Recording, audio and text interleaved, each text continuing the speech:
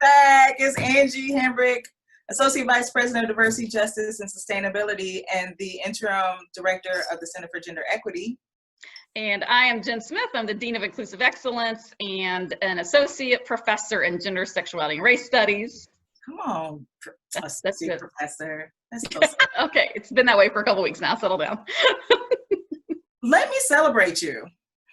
We did that last week. No one wants to hear it. Our audience needs something else. Yeah. Fine.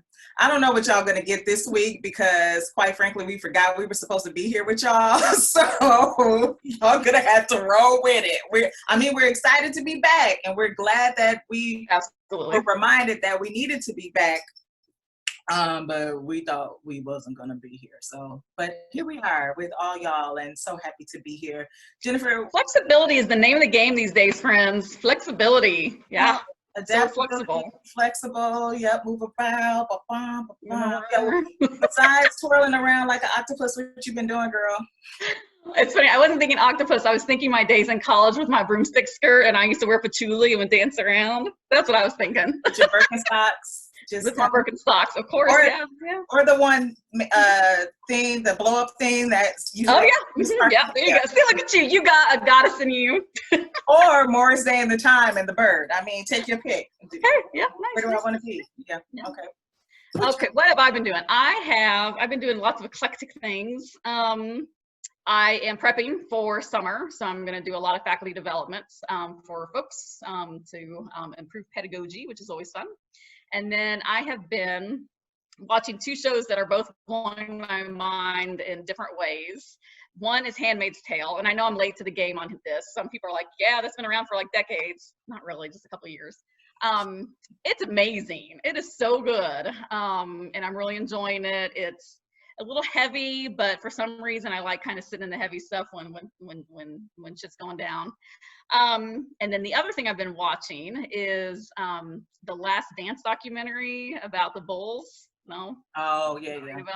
It's really good. I'm not a huge Michael Jordan fan, and I don't really care about the Bulls much, but I love sports and I love a good story, and it's interesting. Yeah, it's really good. Oh, and the first segment of the Lance Armstrong documentary, because again, sports, is amazing. He is such a jerk. But yeah, it's awesome. So anyway, watching a lot of stuff. Yeah. Anyway, what about you? What you been doing? I'm glad you're making time for television. I too I started Snowpiercer. It's either on USA or TNT. Yeah. It was a movie that I think was directed by the same person who did Parasite. I'm almost positive. Oh. And it's, do you know what it's about? About the train? Yeah, the train, and it's real cold outside, and so the last people on Earth are just riding the train around the world. And it's broken up by class. So old folks in the way back and that sort of thing. And so it's really quite good. It's only 2 episodes in, but okay. I'm really enjoying that. And then work related, what I've been doing is transitioning the Center for Gender Equity from the house that we've been in for however many years? Almost probably 8 to 10 years now. Yeah, at least 10 years, over to the University Center, which is sad, scary, but full of opportunity. So the new space will be down in the lower University Center, right across from the Diversity Center where the clubhouse used to be. So a lot of opportunity, a lot of visibility, and excited to see kind of what we're going to do and how we're going to be seen in the new space. So yeah, change is hard, but it's good. Yeah, so yay. Great. So we have finished the academic year. We are done with 1920. It is one for the books. Not quite. Grades are not due until Friday. I was going to say that, but okay, sorry. My bad. Go ahead. Sorry, I haven't graded yet, so it's on my mind. Grades are due on Friday. But classes are finished. So let me be more clear. Classes are done.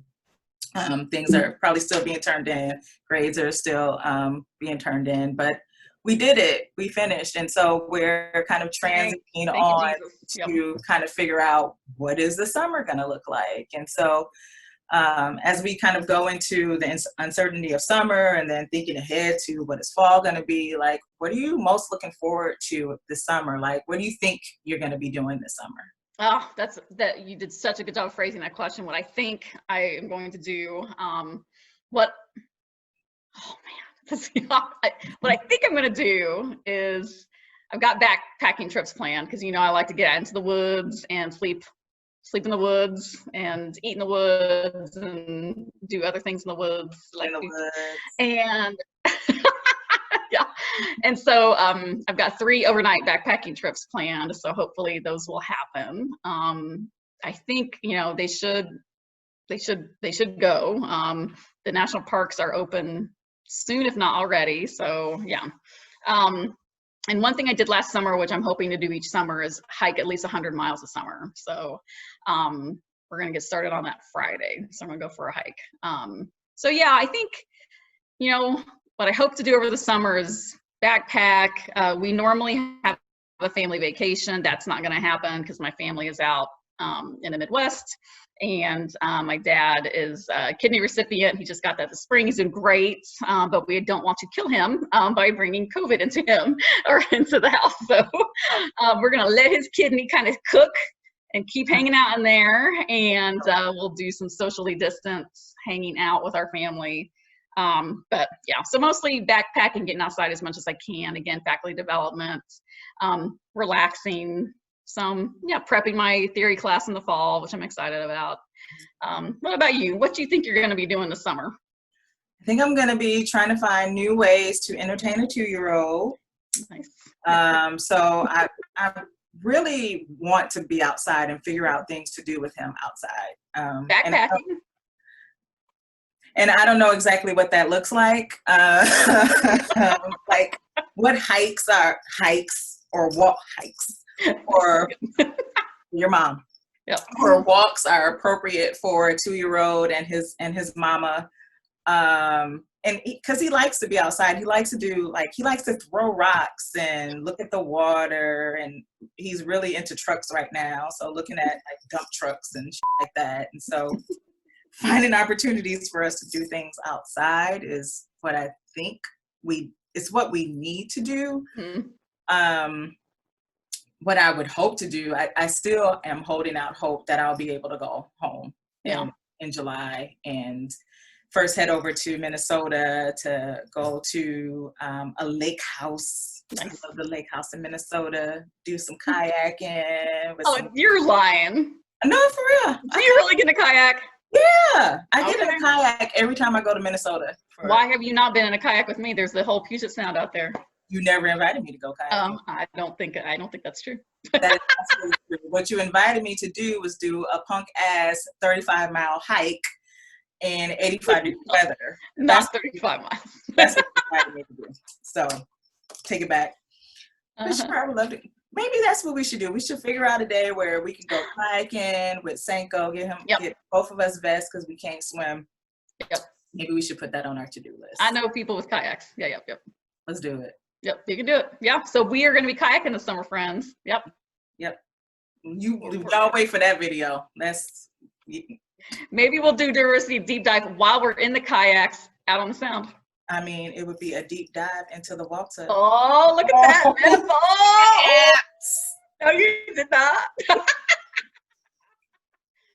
All right. Yeah. And I mean, I think for our viewers, I'm thinking about, and I appreciate you phrasing the question of what you think you'll do, and holding that tentatively is really important so that, should those plans change, it's not an entire rupture of your world, but it's like, okay, I thought I was going to do this. This isn't going to happen. What's next? And just to build up some resiliency to a really uncertain time that is just going to keep continuing being uncertain. So, yeah. Yep. And it's okay also to hope what you're going to do. I really hope that I'll be able to go home safely. And if that doesn't happen, I'm going to be disappointed, and then just kind of reevaluate, be flexible and adapt and figure something else out. And that's okay too. It's okay to kind of sit in that disappointment. Like, damn, I really thought I was going to be kayaking in Minnesota, but instead I'm kayaking in the Puget Sound with Jennifer. Yeah. Mm-hmm. And it's almost as good. It'll do. There could be a whale that breaches next to us, or a seal. The seal is more likely. Yeah. Okay. All right. I look forward to that. Yeah, great. Yep. All right, we promised you all a full episode of dishonorable mentions.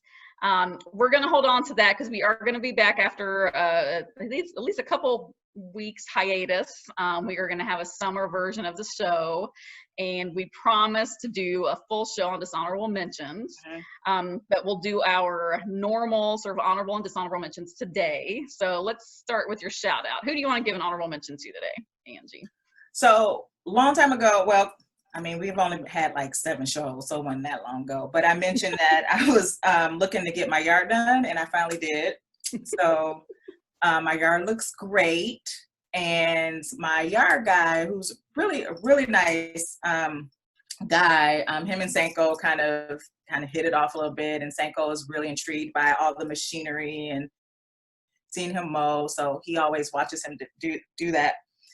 And one day my yard guys asked Sanko if he wanted a playground. And of course Sanko was like, yeah, I want a playground. And I'm like, Mommy ain't got no money for no playground. We still waiting on our tax refund, okay? Yeah, I was gonna ask, you still haven't got it? Ooh, no. It take a long time. Yeah, hold that. That's a side note. It might be dishonorable. And so the yard guy said, okay. And 2-3 weeks later, he came with a little play set for Sanko. So it has like 2 swings and a slide and somewhere for him to climb. And he flipped it yesterday when he saw it for the first time. It was really, really cute. So shout out to my yard guy for hooking my son up with some stuff that we can do outside together. So that was really I have a question. What's the weight capacity on the swing? That's a good question, because I tried to sit my fat ass on it and it started to creak. So swing. But I was just curious. Okay. It's wood and it said, and I said, I'll get up for now, and maybe Sanko was on the other swing, so I think it was him really setting it over the edge. You're blaming it on your son. I'll try it again when it's just me, when I'm just solo. So, okay. Who you shouting out? My shout out is to Adela Ramos, who some of you might remember from one of our earlier episodes. I think it was on sustainability. I am still baking. Some of our viewers might remember I've been baking, and I want to make something with strawberry and rhubarb, and I can't find rhubarb anywhere. So I put a shout out, and she had some, and she brought 2 jars over and put them on my doorstep at like 6:30 this morning. So, yeah. Thank you, Professor Ramos. Yeah, I know. So I'm going to make some strawberry rhubarb crispies or bar things. So, yeah. So, shout out to Adela for the rhubarb. All right. Dishonorable mention, Angie. Who's on your list today? People who continue to post beaten, dead bodies of Black people on social media, and which I think when most people post, it is coming from a genuine place of really wanting other folks to see kind of the atrocity of it. But after a while, when I see it once and I see it 100 times, like the pain and the trauma that comes with that you have to constantly relive is just too much. So thinking about when do you need to post, when do you not, how do you need to talk about the killing of Black bodies without always posting a visual to go along with it. It's kind of almost like this, we're becoming like a torture porn kind of thing, that people just love to see our bodies just beaten, and I don't want to see that. So I've chosen not to watch any of those videos, and I'm trying to avoid social media, but it's popping up everywhere, and I'm done. I don't want to see that right now. So yeah, there's some really interesting conversations about witnessing and what that means for changing perceptions, and a really kind of solid debate on the role of the visual and who it's for and the impact that has across all variety of differences. So maybe we can add that to a show sometime. Yeah. Yep. Yeah. Related, my dishonorable mention is just white supremacy. That's all I got. Yeah, just tired. My goodness gracious. Yep. Yes. That's you, Karen. My God. Yeah. Yes, yes. That it can also be another episode. Yes, that's a whole episode of dishonorable mentions. There you go. Yep.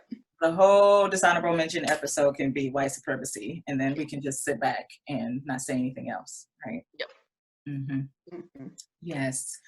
So as Jennifer mentioned, we're going to be off for a couple weeks as we regroup and reformat our show to kind of fit the summer and the summer flow. But we're really excited to keep going and to keep talking to each other and to you all, and hope that in this couple week hiatus that y'all don't forget about us and come back when we come back, right? We're come back, as Nicole Kidman said in Cold Mountain. Come back to Cold Mountain.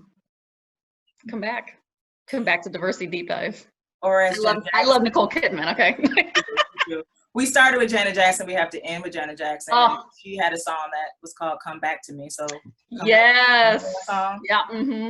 Oh, I think that concert's gonna be canceled. So that's one thing I hope we do this summer is go to the Janet Jackson concert. We have like 7th row seats on the floor. Yeah. But if not, maybe we can do a social distancing kind of listen party. We can put on our Janet type gear. Yeah. Listen to some Janet Jackson and our top 5 Janet songs. We could do karaoke for each other. Who else is it for? But okay. I don't know who else it would be for, but that is being flexible and holding out hope. That's right. We have hope that this is what we hope we're going to do in the summer, but we also, will be might be disappointed and have other plans, and it'll be kind of fun. Yep. Shout out to our producer, Thomas Two Names, and Lace up in Marcon for continuing to roll with us. We'll see y'all in a couple weeks. See you in a couple weeks. Take care. Bye.